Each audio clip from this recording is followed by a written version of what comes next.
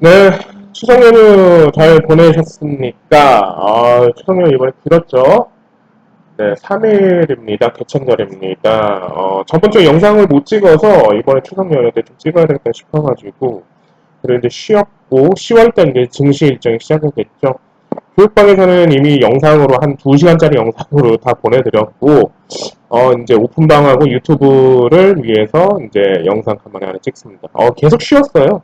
잘 보내셨나요? 추석 연휴? 저도 이번에 어딜 좀 내려갔다 오느라 한 10년 만에 지금 어디를 내려갔다 오느라 차가 엄청 막히더라고요. 그래서 뭐 대전 가는데 한 5시간 걸리는데 선방했다고 보고 뭐 논산 갔다 오는데 5시간 반 정도 걸렸는데 선방했다고 뭐 저기 제 지인은 8시간 반 걸렸다고 그러길래 깜짝 놀랐는데 일단은 이제 내일부터 다시 증시가 시작이 됩니다. 그리고 이제 어제 나스닥장 나쁘지 않았어요. 그리고 이제 아까 오픈방에 제가 뉴스 몇 개 올려드렸고 이것저것 얘기는 들었는데 매그니피센트 세븐 관련해가지고 뭐 이런저런 얘기가 나오고 그리고 이제 얼마 전에 이제 미증시 죽여놨다고 셧다운 관련해가지고 다시 기사가 뭐 악재는 벌었는데 뭐 어쩌고도 좀 기사가 나오는데 오일이 꺾였습니다. 지금 95달러에서 지금 어, 우리가 쉬는 동안, 저는 이게, 우리가 쉬는 게 오히려 반대로 좋았다라고 저는 얘기를 해가지고, 우리가 쉬는 동안 95달러에서 지금 88달러까지 내려왔습니다, 오일이.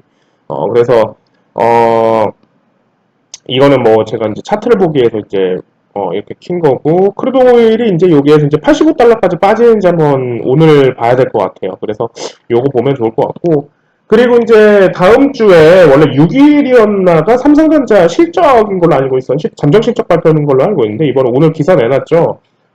그리고 기사 어떻게 내놨냐면 추석 연휴 때문에 연휴가 이번에 길어져서 잠정 그 실적 발표를 11일 날 다음 주 수요일 날로 변경했다라고 나왔습니다. 그래서 실적이 안 좋은 걸로 나왔습니다. 거의 대부분 뉴스에서도 뭐 기사에서도 다 실적이 안 나왔다라고 얘기를 했을 겁니다. 그래서 이번에 당연히 잠정 실적 발표가 하락한다고 뭐 잠정 실적 발표에 이제 실적이 안 좋다. 뭐 이 기사를 지금 다 도배되고 있어요. 근데 여기에서 그러면 지금 삼성전자 68,400원이거든요. 여기에서 지금 죽여주느냐 아니면은 잠정 실적 발표를 하고 나서도 반대로 여기에서 그래도 6만전자 이거는 너무 싼 거 아니야? 이러면서 이제 반대로 반등이 나오냐 이 싸움 같거든요. 저는 이제 개인적으로 생각할 때는 6만전자 여기에서 여러 가지 이제 보고 나서 68,400원, 67,900원 일단 지켜주고 나서 다시 69,600원, 7만전자 끌어올리는 걸로 이제 한 표로 봤습니다. 잠정 실적 발표 나고 실적이 안 좋다 하더라도 삼성전자 여기서 끌어올리는 걸로 저는 봤어요. 다시 얘기 드리지만 그러면서 다시 재료를 갖다 붙이지 않을까. 그러면서 이제 기사나 들었는데 용인 클러스터 관련해가지고 뭐 속도전 낸다 뭐 이런 얘기들이 나왔을 거고 그리고 앞으로 이제 삼성전자 여기에서 싸게 계속 담아가면서 연말까지 아마 8만 전자까지는 올려놓지 않을까. 일단 그런 생각을 좀 해보면서 가고 있어요. 그리고 제가 지금 창문을 열어놔가지고, 밖에 소리가 지금 좀 오토바이가 한 대 지나가는데, 창문 열어놔가지고 좀 시끄럽게 들릴 수 있습니다. 제가 지금 사무실이라서. 자, 그렇습니다. 그래서 반대로, 이번 주 3일장이죠. 그리고 다음 주, 한글날이 쉬고, 그 다음 화요일장부터 시작하는데, 반대로 삼성전자 올리는 걸로 한번 보시면 좀 좋지 않을까 싶어요. 그리고 크루드올이 지금 브렌트유랑 크루드올이 죽어주면서 이제 나스닥이 어제보다 다시 오르기 시작했습니다. 그래서 매그니피센트 세븐 관련해가지고 기사도 계속 뭐 가장 지금 저점이다 뭐 이런 얘기를 하는 거 보니까 차트상으로는 아직 좀 더 올려줘야 될 것 같아요. 그러면서 여기에서 올라가는 걸 보면 5일 죽고 그러면 이번에 기술주도 다시 디커플링 나오면서 나스닥 13,000포인트 지지하면서 올린다라고 저는 생각을 하거든요. 그래서 10월장은 이렇게 가는 걸로 보면 좋을 것 같고 로봇주들은 제가 이제 하지 말라고 얘기했을 겁니다. 오픈방에서도 얘기했어요. 재료 다 나왔어요. 그리고 10월 5일날 두산 로보틱스 상장하느라 이제는 로봇 애들은 갈렸어요. 지금 알고 있는 뭐 레인보우 로보틱스, SBB테크, 뭐 뉴로메카 이제 전부 다 개인적으로 생각할 때는 다 반토막 나와야 된다고 생각합니다. 더 죽을 거라고 생각합니다. 일단 재료 나왔으니까요. 어, 유로메카, 레인보우 로보틱스, 그리고 금요일장에서 유진 로봇이 먼저 올리던데, 이미 로보스타, 로보티즈, 로봇, 이거 다 이미 이번에 올렸던 건 두산 로보틱스 상장 때문에 여름 때부터 계속 이 재료를 가지고 계속 올려놨거든요. 그럼 그 재료가 지금 나왔잖아요. 그러면 이제 반대로 생각해야 되죠. 이 재료를 가지고 지금 여름 때부터 로봇을 계속 끌어올리면서 유진 로봇, 레인보우 로보틱스, 뭐 이런 친구 다 끌어올려놨는데, 그렇다고 치면은 재료가 이제 소멸이 된다고 생각해야죠. 이건 원칙 중에 하나입니다. 그래서 이제 로봇 애들은 이제 그만해야 된다라고 이제 얘기를 드렸을 거고, 이제 상대 속도를 좀 봐야 될 것 같아요. 레인보우 로보틱스는 저는 개인적으로 이제 한 12만원 정도까지 빠지고 나서 그때부터 이제 다시 지지를 할지 아니면은 12만원 깨고 8만원 라인까지 내려오면서 이때부터 지지를 할지 요걸 먼저 이제 볼 거고, 아마 조정 기간이 꽤나 길 거예요. 두산 로보틱스 상장을 했기 때문에. 그리고 두산 로보틱스 슬슬 뉴스에서 몰아가면서 뭐 따상 나온다 뭐 이런 얘기를 계속 하기 때문에 아마 증시 대금도 아마 그쪽은 33조가 몰렸다고 합니다. 그러면 로봇 애들은 당연히 돌아가지 않고 당연히 그쪽에 일한 증시 대금 그쪽으로 몰아주면서 다른 녀석들은 이제 다 죽이는 방향으로 이제 가겠죠.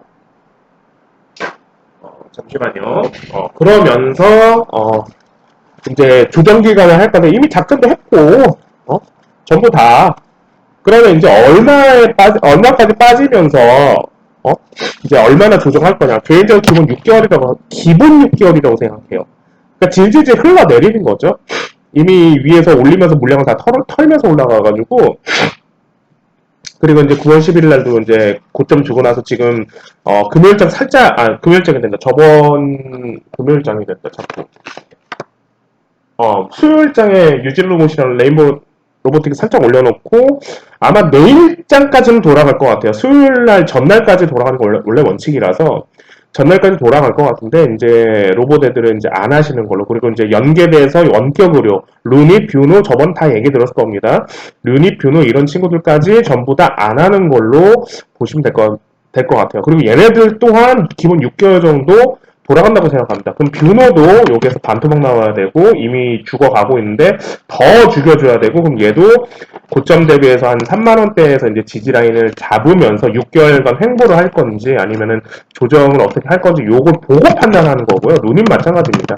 그리고 이미 ETF 쪽에서 다 이제 물량 떠놓은 게 벌써 시작을 해가지고 마찬가지고요. 그럼 이젠 원격으로도 이제 한동안 안 하는 걸로 봐야 되겠죠. 루니 뷰노 죽으니까 당분간 인성 정보나 뭐 비트 컴퓨터, 유비케어 전부 다 안 할 거고요. 그리고 나서 셀바스 A, 셀바스 SK 이런 친구 다 안 할 겁니다. 그리고 이제 로봇 애들 엮으면서 이제 뭘 봐야 되냐면 개인적으로 이제 다른 아직 안 올랐던 친구들을 이제 봐야 되는데 그 중에 하나가 해성택 PC. 이 친구를 일단은 관종을 해두고 있고요. 관종을 일단 먼저 해두고 있고, 고영, 그리고 이번에 삼성물산이 로보콘 관련해가지고 대한제강, 대한네트워크스 로보콘 관련해가지고 투자하면서 대한제강 이 친구들을 여기에서 이제 다음 타자로 먼저 이제 보는 거죠. 대한제강도 차트가 지금 되게 인위적입니다. 인위적이라고 얘기할 수 있는 부분들이 지금 이건 절대 개미 투자자들이 할 수 있는 이런 차트는 개미 투자자 할 수 있는 게 아니라고 매번 얘기를 하는데, 그런 이유들에 대해서는 제가 이제 교육방에서는 얘기하죠. 왜 그러는지. 그래서 이 친구 대한제강 시간에서 올려놓고 화요일날 죽여놨다가 수요일장에서 약간 죽여놓고 이 친구가 여기서 다시 살리면서 오르는 건지. 그래서 얘네들 위주로 다음 로봇 세대들을 좀 봐야 될 것 같은데, 이제 테마를 돌릴지 아니면 개별 재료를 치면서 이제 돌릴지 요 포인트를 한번 보셔야 될 것 같아요. 그러니까 전체적인 테마는 죽어가고 조정이 들어가는데 한 길게 이제 기본적으로 6개월 정도 돌아가는데, 여기서 개별적으로 이제 나오면서 삼성물산, 로보콘, 대한제강 이런 친구 나오면서 고영, 해상태 PC 그 나머지 원격으로 해서도 몇 개 있거든요. 얘네들 위주로 이제 신규주 애들 위주 테마를 만들어서 신규주 테마를 돌릴 거냐, 아니면 개별적으로 재료를 치면서 계속 이쪽으로 보낼 거냐, 요 포인트는 이제 주의 깊게 좀 보시면 좀 좋지 않을까 싶어요. 자, 하여튼 그러면서 주말이란다. 추석 연휴에 이렇게 지내왔고, 그리고 희림, 유신 이런 친구들도 월요일장 수요일장, 내일장부터 계속 보셔야 되고, 지금 히림은 뉴스가 지금 압구정 3구역 관련해가지고 일단 뭐 이런저런 얘기 어제도 내놓고 뭐 이런 했는데, 아직 더 가져야 됩니다. 그리고 이제 최근에 네옴시티 관련해가지고 히림, 유신 이런 친구들이 더 왔는데, 아직 더 올려줘야 돼서 둘이 순환해서 계속 대장 만들면서 갈 겁니다. 그래서 얘네들 위주로 좀 보시면 될 것 같고, 한미글로벌이나 이런 친구들은 당분간 좀 덩다리로 빼고 있어요. 그래서 히림 유신 위주로 좀 보시는 게 좀 좋지 않을까 싶어요.